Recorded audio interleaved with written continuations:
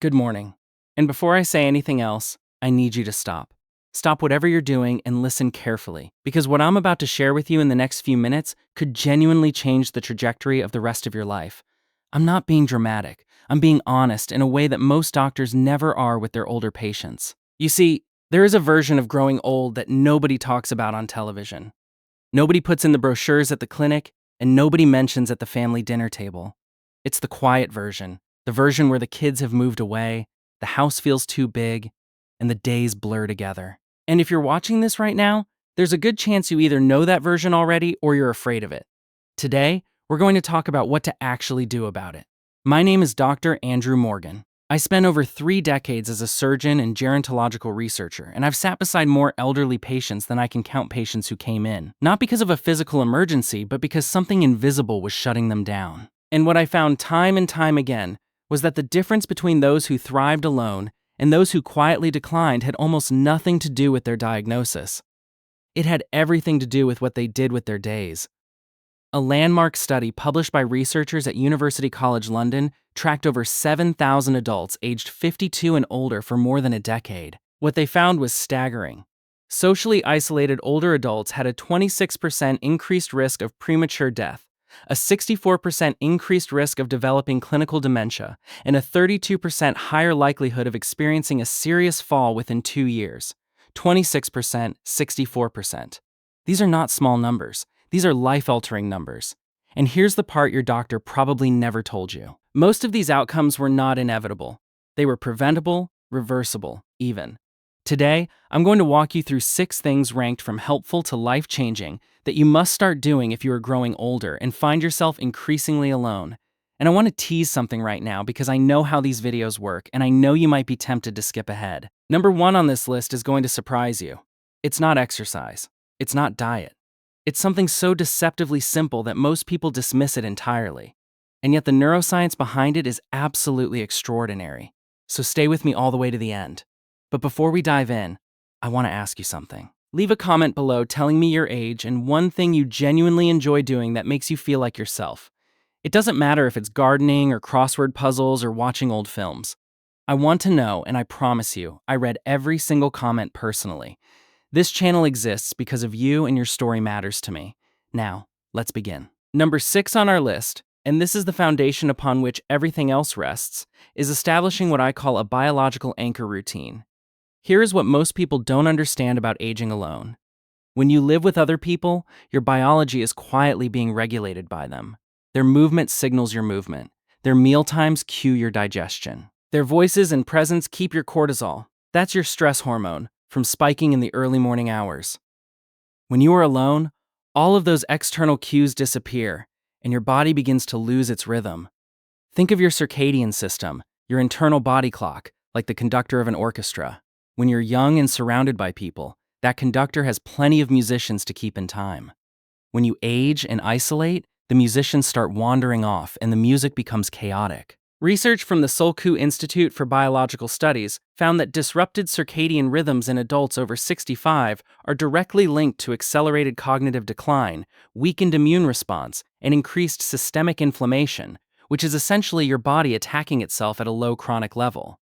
And after the age of 70, your body loses approximately 40% of its natural melatonin production, meaning your internal clock becomes even harder to maintain without deliberate effort.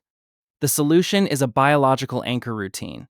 This means waking at the same time every single morning, even on weekends, even when you don't feel like it. Eating your first meal within 45 minutes of waking and getting outside or near a bright window within the first hour. Light is the most powerful signal your brain receives to set the clock for the day. I had a patient, Margaret, 74, from Chattanooga, Tennessee, who came to me after her husband of 51 years passed away. She was sleeping until noon some days, skipping meals, staying up until 3 o'clock in the morning watching television. Within 6 months of that pattern, she had lost 9 pounds of muscle. Her blood pressure was uncontrolled, and she was experiencing what she described as cotton brain difficulty thinking clearly. We put her on a simple anchor routine up at 700 a.m., a small protein-rich breakfast by 7:45, 10 minutes on the porch by 8:30. Within 8 weeks, her clarity had returned. Her blood pressure normalized. And she told me it was the first time since her husband died that she felt like herself again. Pair this routine with consistent meal timing, and you are essentially giving your aging biology a scaffold to hang on. Number 5 is deliberate strength preservation. And I want you to hear what I'm about to say very carefully. After the age of 60, the human body begins losing between 3% and 8% of its muscle mass per decade through a process called sarcopenia.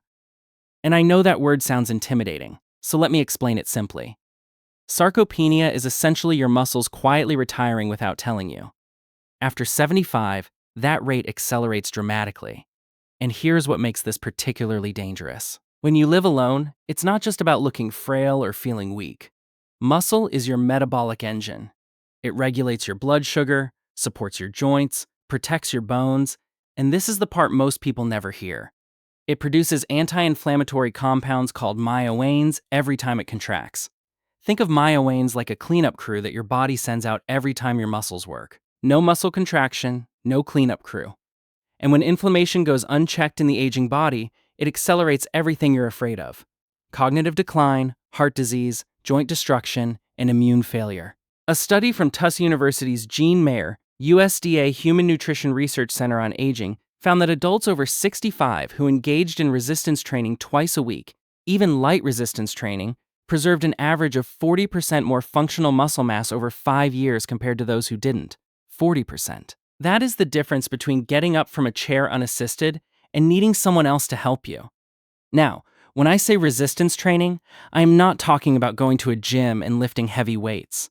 I'm talking about using your own body weight chair squats, wall push-ups, resistance bands that cost less than a cup of coffee at a cafe. The key is progressive overload, which simply means doing a little more than last time.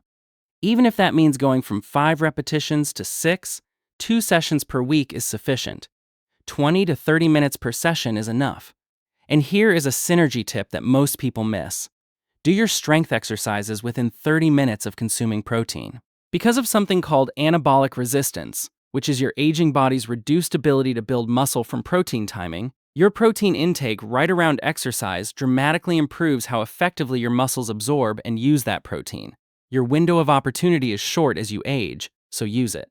Number 4 is cultivating what researchers are now calling a purpose ritual. And this one is deeply underestimated. There is a Japanese concept you may have heard of called Aikyu, your reason for getting up in the morning.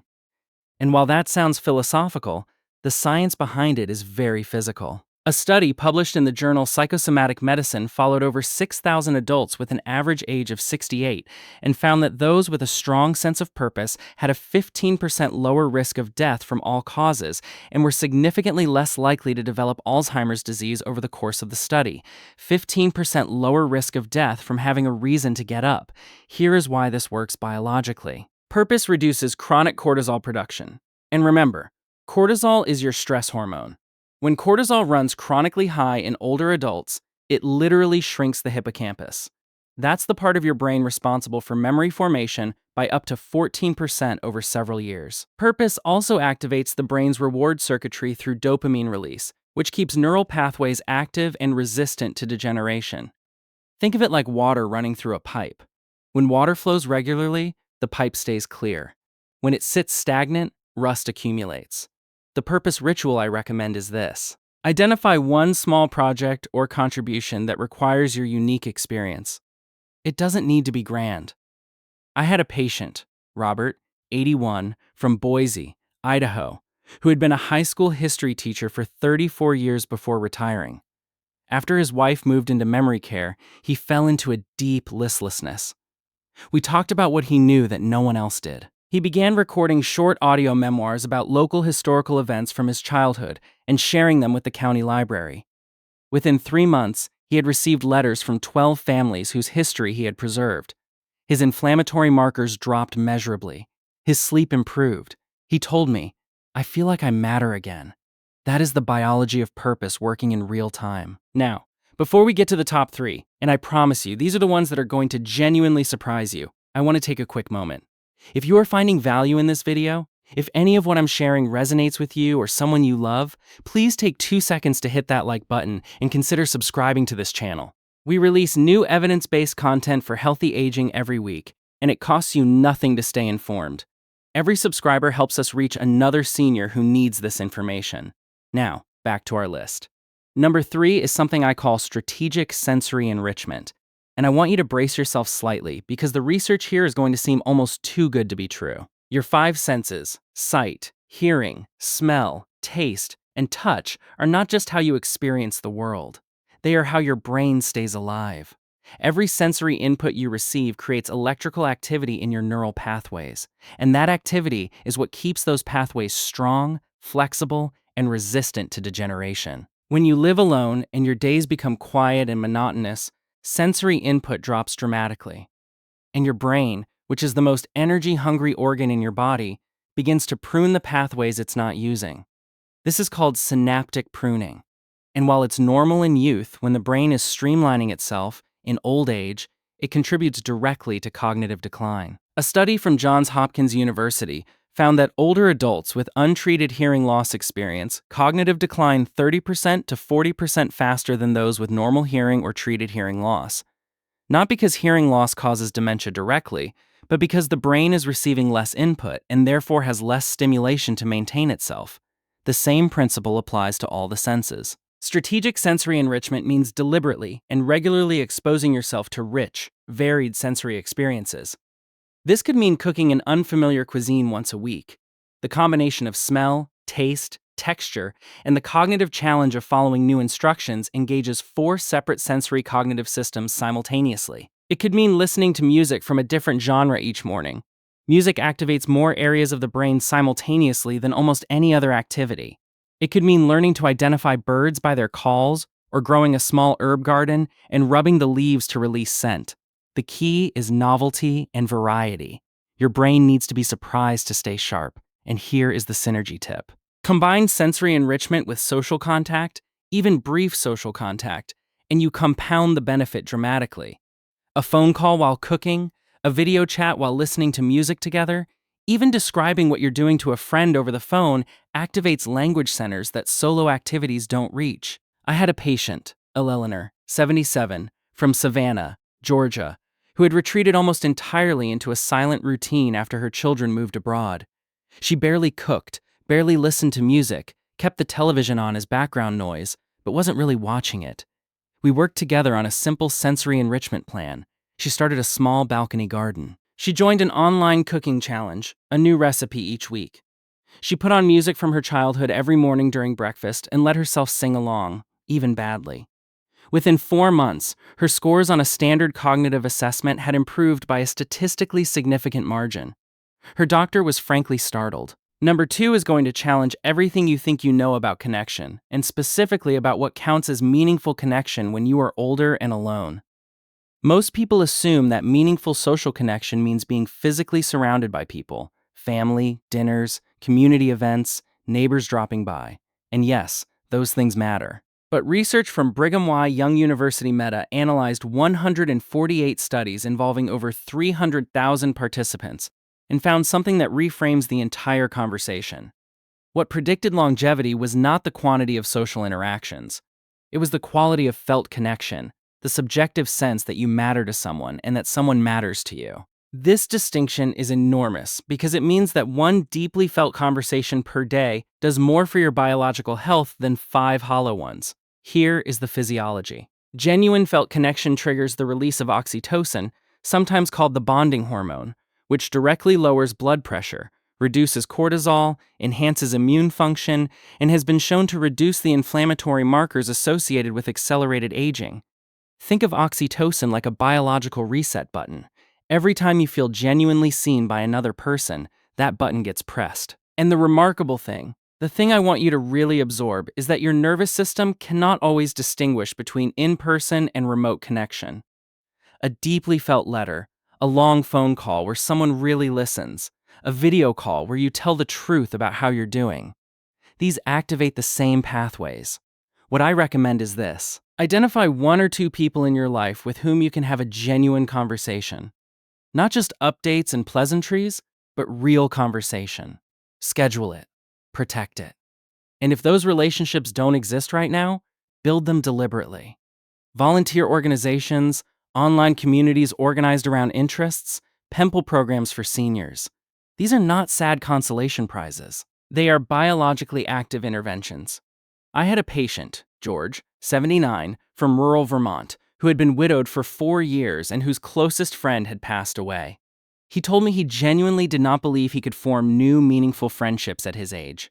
We talked him into joining an online forum for woodworking, which he had done as a hobby for decades. Within 8 months, he had made 2 friends he spoke to weekly, had been invited to a virtual workshop, and had been asked to mentor a younger woodworker. His doctor noted a measurable improvement in his inflammatory panel. George told me, "I forgot that other people could find me interesting."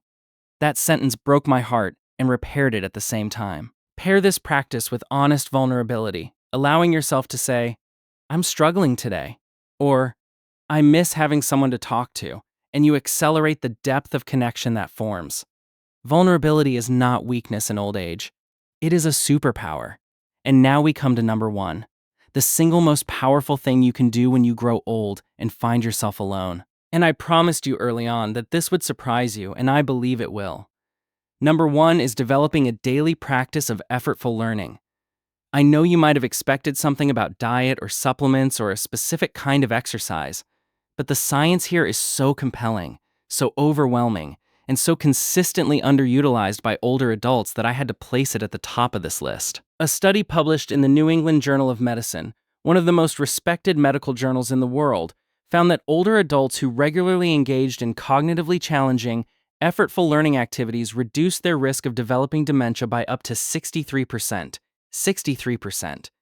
That number has stayed with me since the first time I read it. Here is what's happening at a cellular level. Your brain, like your muscles, operates under a use it or lose it principle, but with one critical difference: passive activities, watching television, listening to familiar music, doing the same crossword puzzle format you've done for years, maintain existing pathways without creating new ones. Effortful learning, on the other hand, learning something genuinely difficult, something your brain has to strain to understand, stimulates what neuroscientists call neurogenesis, which is the creation of brand new neurons, even in adults well into their 80s. For decades, scientists believe neurogenesis stopped in early adulthood. They were wrong. The hippocampus retains this capacity well into late life, but only if it is sufficiently challenged. Effortful learning also triggers the production of a protein called BDNF, brain-derived neurotrophic factor, which I want you to think of as fertilizer for your neurons. It strengthens existing connections, supports the growth of new ones, and has been shown to slow the neurological deterioration associated with Alzheimer's disease. The more you challenge your brain, the more BDNF you produce. And critically, this effect is greatest in adults who begin learning challenging new things after the age of 70 because the brain responds to the novelty with an especially strong protective adaptation. What counts as effortful learning? Learning a new language, even 10 minutes per day, using a free app on your phone, produces measurable cognitive benefit within 12 weeks. Learning a musical instrument for the first time. Taking an online course in a subject completely outside your experience. Learning to paint or to code or to read maps or to identify plants, the content matters less than the effort. Your brain needs to work hard. It needs to not know the answer. It needs to make mistakes and correct them. That process of error and correction is neurologically where the growth happens. The synergy tip for this one is movement. Physical exercise. Even a 20-minute walk taken before a learning session increases BDNF production by an additional 20 to 30%. Which means your brain is literally more ready to grow after you move your body. Walk first, then learn. This combination is, in my professional assessment, the single most powerful anti-aging intervention available to any human being at any age with no prescription required and no cost beyond time and effort. I had a patient, Frances, 82, from Phoenix, Arizona, who came to me convinced that her cognitive decline was irreversible. She had stopped trying new things years ago because, as she put it, "My brain just doesn't work like it used to." She had a point her processing speed had slowed. Her recall was less reliable. But she was not in the territory of irreversible decline. We built her a learning practice. She chose Italian purely because she had always wanted to visit Italy and never had 20 minutes every morning after a 15-minute walk around her neighborhood. Within 6 months, her recall scores had improved. Within a year, she was having simple conversations in Italian on a language exchange app with a 67-year-old woman in Rome. She cried when she told me, "I have a friend in Rome," she said. "Me?" At 82, I have a friend in Rome. That story is the entire point of this video because Frances didn't just improve her cognitive scores. She built a connection. She found a purpose. She established a morning routine. She was using her senses in new ways. She was living proof that every single item on this list feeds every other item, and that together they form a kind of invisible architecture that holds a life up even when the structure around it has changed. Even when the people who used to fill the house are gone, even when the world looks different than you thought it would at this stage. Growing old and being alone is not a sentence. I need you to hear that. It is not a verdict. It is a circumstance. And circumstances can be shaped, directed, enriched, and filled sometimes more fully than you ever imagined possible. The science I've shared with you today is not theoretical. It is happening in the lives of real people right now who decided that it was not too late, who decided that their mind was still worth investing in, that their body still had something to give, that their presence in the world still mattered to someone, even if they had to go out and find that someone. You are not too old. Your brain is not finished. Your capacity for connection, for growth, for joy, for meaning, it has not expired. What it needs is the same thing it has always needed: attention, effort, and the brave decision to keep going. If this video helped you today, even a little, even one piece of it, I want you to share it. Send it to a friend. Send it to a family member who has a parent or grandparent living alone. This information should not be locked behind expensive consultations. It belongs to everyone. Scientific references for all the studies mentioned today are listed in the description below, and I encourage you to read them. Please subscribe to this channel if you haven't already, and leave me a comment right now. Tell me which of these 6 things you are going to start this week. Tell me your age. Tell me where you're from. Tell me about Frances in your own life. Maybe it's you. I will read your comment. I always do. Take care of yourself because you absolutely still